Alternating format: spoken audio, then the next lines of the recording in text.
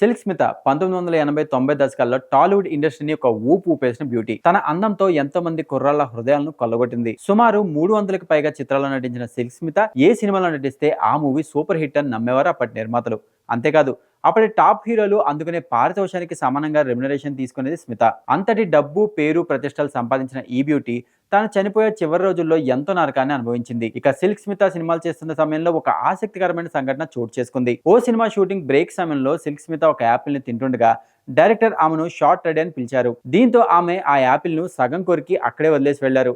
ఇక సెట్ లో ఉన్న ఓ వ్యక్తి యాపిల్ ని చూసి దాన్ని తీసుకుని పారిపోయాడు.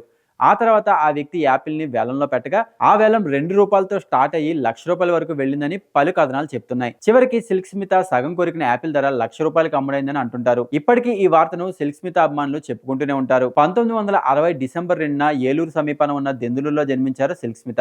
ఆమె అసలు పేరు విజయలక్ష్మి. ఈమెకు 15 ఏళ్లకే పెళ్లయింది. అయితే అత్తింటి వారు పెట్టే వేధింపులు భరించలేని సిల్క్ స్మిత మద్రాసు వెళ్లిపోయి టచ్అప్ ఆర్టిస్ట్ గా తన కెరీర్ స్టార్ట్ చేశారు. ఆ తర్వాత చిన్న చిన్న రోల్స్ చేసి ఎనియ తేడి అనే మలయాళ సినిమాతో హీరోయిన్ గా ఇండస్ట్రీకి పరిచయం అయ్యారు. ఆపై వండి చక్రం అనే సినిమాతో సిల్క్ స్మితకు మంచి గుర్తింపు తెచ్చిపెట్టింది. ఈ సమయంలోనే విజయలక్ష్మిగా ఉన్న తన పేరును సిల్క్ స్మితగా మార్చుకుంది. జైమాల్ని, జ్యోతిలక్ష్మి వంటి స్టార్స్ ఉన్న సమయంలో సిల్క్ స్మిత కుర్రాళ్లకు క్రేజీ నటిగా మారడమే కాకుండా తెలుగు, తమిళం, మలయాళం, కన్నడ చిత్రాల్లో వందలాదికి పైగా ఐటమ్ సాంగ్స్ లో నటించింది. మూన్ రామ్ పిరై వంటి చిత్రాల్లో ఆమె నటనకు విమర్శకుల ప్రశంసలు అందుకుంది. అయితే అనూహ్యంగా 1996లో ఆమె ఆత్మహత్య చేసుకున్నారు.